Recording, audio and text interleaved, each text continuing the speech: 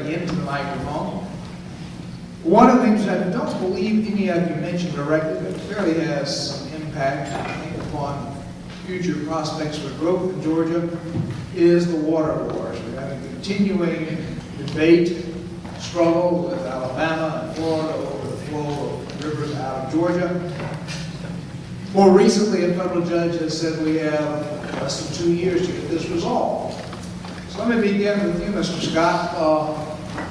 If you are the next chief executive of Georgia, you will have less than 2 years to resolve this. What steps would you take? Yes, sir. We will continue the negotiations, but we will not rely on what may or may not come out of those negotiations. We have, for the last several months, been talking about conservation. We just recently passed conservation measures in the House of Representatives and in the Senate at the Georgia House. Things that we need to do that we haven't done are things like move to low flush commodes in all of the government buildings. We should be using 0.16 gallons to flush a male urinal, not a gallon or a half a gallon. Hartsfield International Airport alone, think about the millions upon millions of gallons that we can save there. One of the key differences in our administration and the other administrations is who should own the reservoirs. The others are all talking about the state owning reservoirs. I'm not in favor of state owning reservoirs. I want your local government that is in charge of the water delivery to your home to be the one that owns the reservoir. I don't want the state to have the control of the water. I want the local government that's actually responsible for the delivery of that water to your home to have control of that reservoir.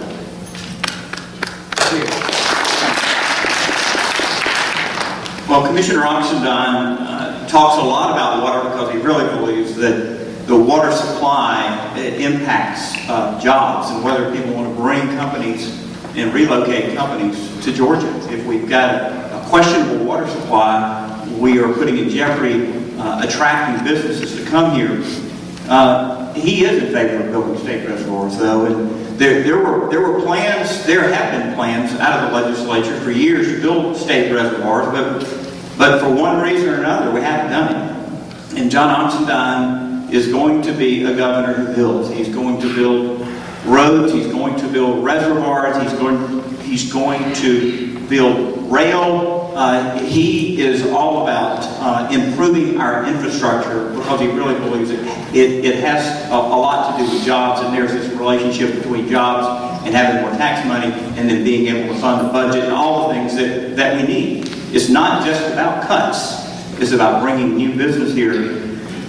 We've got a lot of water. I mean, I've heard Ray talk a lot this year on the trail about just how much water that we've got. We just got to figure out how to catch it. And a reservoir allows us to do that. We need to build several of them, and it takes a while, and we need to start immediately.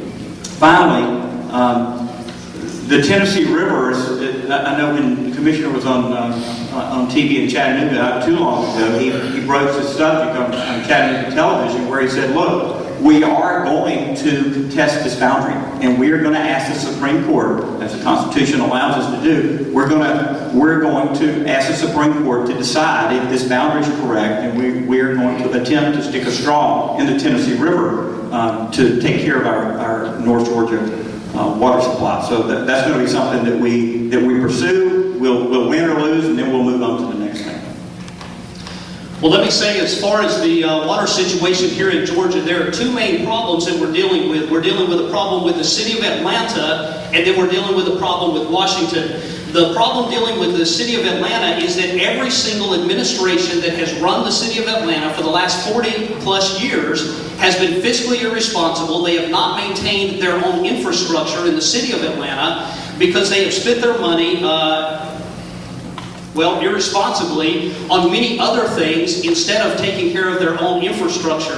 What we absolutely have to do as a state is tell the city of Atlanta that they must be fiscally responsible, that they're going to have to pay their own bills.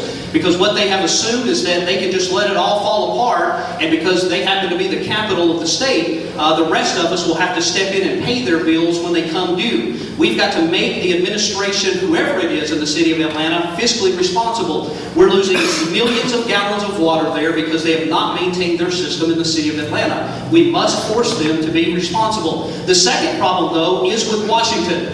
The Army Corps of Engineers says that because they dug the hole for Lake Lanier and other reservoirs, they have a right to tell the people of Georgia what we will or will not do with our own water supply. Now, folks, let me tell you, as a constitutionalist and someone who believes in state sovereignty, I will not tolerate a federal government telling the sovereign state of Georgia what we will or will not do with our own natural resources. And what we should do is tell the federal government, fine, that hole you dug in the ground belongs to you. But every drop of water that the good Lord put in that hole belongs to the people of the sovereign state of Georgia, and we will do with that water whatever we deem best. Now, that having been said, I think that as Christians and as good neighbors, we have an obligation to sit down with the governors of Tennessee, Alabama, and Florida and negotiate a settlement to the water crisis. But I do not think that that should involve sitting down at the table with Washington, D.C. I don't know about you, but I've never seen Washington solve any problems that I've ever had. They're good at creating problems, but they're not good at solving them. So I do not think that it should involve sitting down at the table with Washington involved in the solution. And I'll say this, I believe very strongly in private property rights. I do not believe in the use of eminent domain against private property rights in most cases. But I think one good use of eminent domain would be for the state of Georgia to let Washington know that we're going to reclaim many federally owned properties in our states, beginning with Lake Lanier. We'll pay them what it's worth, but then it will belong to the people of Georgia like it should have in the first place.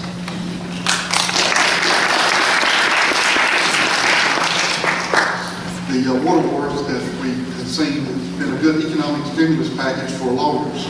Quite frankly, it doesn't really add any value.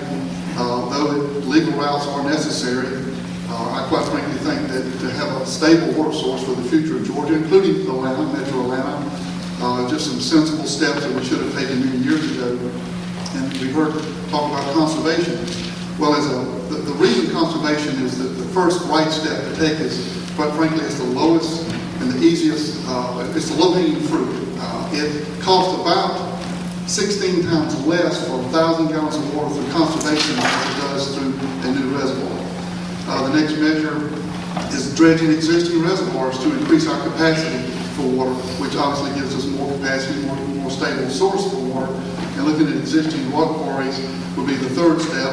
And then the last step would be to build new reservoirs. Now, I do agree, I heard earlier tonight that we should let the locals own the reservoirs and manage them. I agree with that. In fact, I opposed a bill today in the Georgia Senate that has measures of a public-private partnership. And for me, unfortunately, what I've experienced as a legislator, when you hear politicians refer to public-private partnership, they essentially want to socialize the cost and privatize the profits. And I haven't found too many of those public-private partnerships that were beneficial for the people. But just, it's really a shame that we've gone this many years and we've allowed the federal judge to put us in the bind that we're in. But not ignoring that responsibility legally, the sensible steps would be to take conservation measures, look at our existing reservoirs, dredge them, find new reservoirs, possibly quarries, and then last but not least, we would understand by having implemented conservation and understand our long-term water needs, we'll be able to cite where reservoirs should be in the future. Let me ask another infrastructure question. Now, this has to do with transportation. That's been a contentious issue in the General Assembly for the last couple of sessions. Indeed, one of the things left on the table, the sine die fees the last 2 years. So let me begin with you, Mr. McBarry. You have no hands on this. You're not the legislature. What steps would you take to improve Georgia's transportation?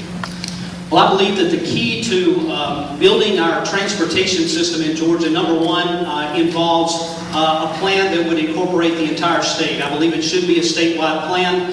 I also believe very strongly that we ought to be using the existing right-of-ways that are already there in the state of Georgia. I'm not in favor of the super highway that Mr. Oxendine has proposed from Savannah to Chattanooga. If I was the governor of Tennessee, I might think that was a good idea, but I'm running for governor of Georgia. I don't think that's a good idea. I'm not in favor of the passenger railways that have been proposed for light rail across the state of Georgia. I know most of the Democrats and even a couple of Republicans are in favor of that. We're talking about budget shortfalls now, and here we are as Republicans, supposed to be fiscal conservatives. I think the last thing we need to get into is the state of Georgia owning its own railway business. business. We've already seen what the problem is with MARTA owning their own system and the rest of the state having to pay for it because it can't pay for itself. All of the population density studies have demonstrated that there's not a part of Georgia where the density is there to support that passenger rail line. So I believe we should use the existing right-of-ways that are already there and expand